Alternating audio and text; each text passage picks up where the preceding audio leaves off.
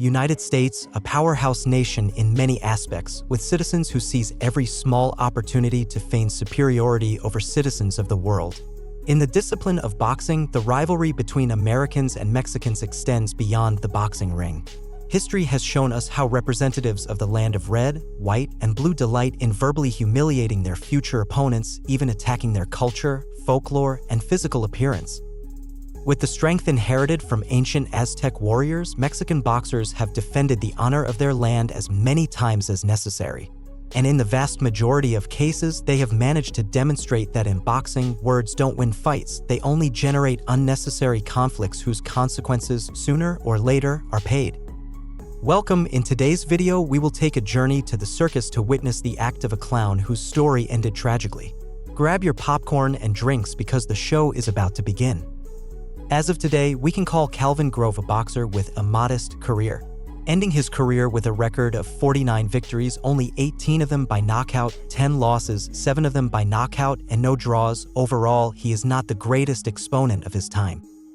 A native of Coatesville, destiny seemed to favor him only because of his nationality. Those who claimed to be from America, as if there were no neighbors on the continent, seized every opportunity to mock foreign rivals, and the encounter against Marimero Paz was no different.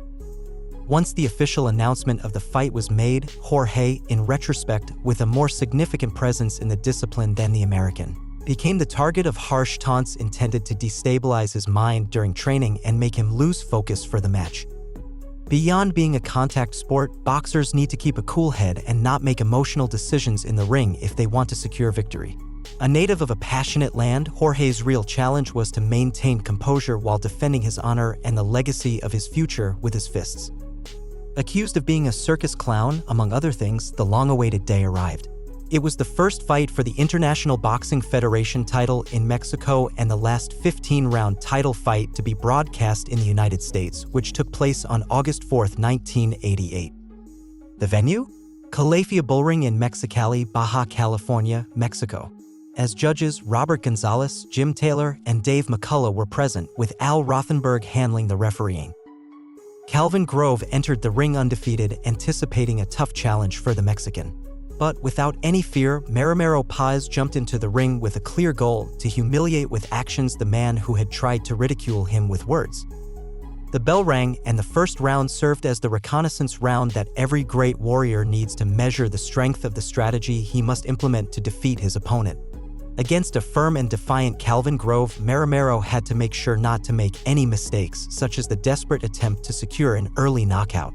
At this point, everything seemed to indicate that the fighter with greater resilience would emerge victorious. They are wearing 8-ounce Sayer gloves. A little less than 120 back in August. Only 85 degrees. It is still a hot 85. And he scores inside. All the way down, moving his head. The level of aggression increased rapidly during the second round when both boxers implemented their strategies. With hard punches going back and forth, the sound of the bell seemed to save both fighters for the first time. Who lost his title to Jorge Paez. In that first round, Sean, the count is a 12-round fight. No standing 8 count. No. Is not. In the third round, close combat was inevitable. Marimero agilely using hip movements to dodge as many punches as possible, while Grove, euphoric, threw his fists with his entire arsenal in a battle far from being a peace offering. The fury of the Aztec warrior became evident at the end of the round when a powerful left hook landed on Grove's head, whose guard was low, and he began to pay the consequences. He is keeping Paez hemmed in.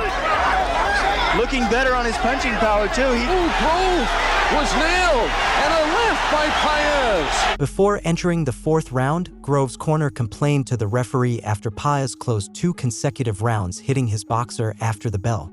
After a warning, the fight resumed without major issues. During the fourth round, Paez again hurt Grove with heavy punches, raising the spirits of everyone present at the bullring. And now some whistling from the... He catches another right hand. And again, a right hand. Takes another left hook. And there's a left again. Remember, it's... During the break, Paez showed how confident he was by dancing a bit while waiting to leave his corner.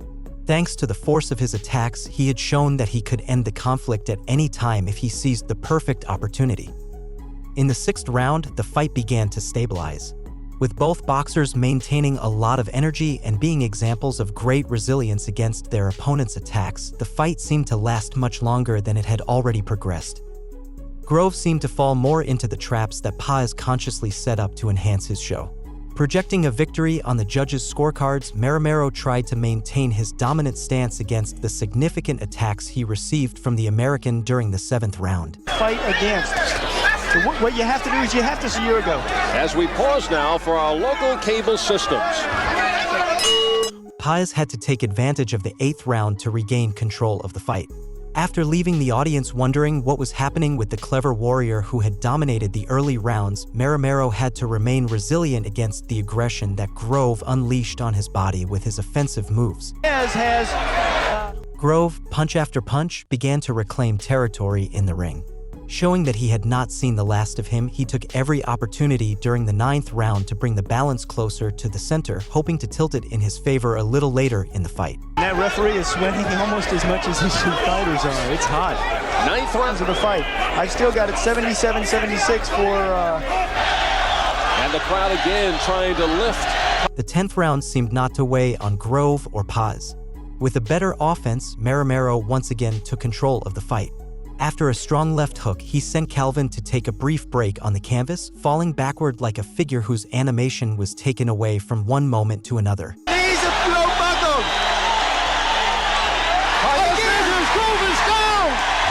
The American showed competence to continue during the safety count, but it only took Paz a few seconds to knock down the man who had called him a circus clown for the 2nd time.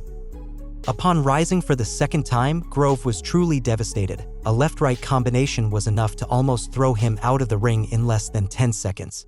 Caught by the ropes, he ended up lying on the canvas for the 3rd time in a very short period. The 3rd time's the charm, Grove would say, and indeed, after getting up once again, the bell finally put an end to his harsh punishment and he could return to his corner if his weak legs allowed it. Everyone awaited the end of the contest during the 11th round, and Maromero went out to give the audience what they wanted. After chasing Grove around the ring in his attempts to escape, a strong left uppercut reached the American's chin, causing him to fall to the canvas for the 4th time, appearing disoriented as the safety count began. Slightly behind. It's of Calvin Grove, round 11, he is down! Paz, celebrating with great enthusiasm, realized the signal he had been waiting for since that first right that knocked down Grove in the previous round. Calvin had not managed to recover before the end of the safety count, and thus, he was declared the loser, ending his undefeated record as a circus clown who had been made to dance by the ringmaster. Calvin Grove, lying on the canvas, needed the assistance of security personnel after the excitement of the fans present, trying to climb into the ring and celebrate with their champion. The venue turned into a true national celebration, with the flag of Mexico traversing all its corners while Grove continued to lie on the canvas. He had not only been injured enough to lose the fight, but had been destroyed to the point of not being able to stand at all. Mexicali celebrated its champion's first defense, marking a unique moment in the history of boxing in Mexico, closing a chapter with a golden brooch after what happened 1 minute and 2 seconds into the 11th round. For our part, we thank you for reaching this point. If you enjoyed our story, remember that the best way to support our content is by liking the video and subscribing by activating the notification bell. We have many more fights to entertain you throughout the day. You won't want to miss the next one.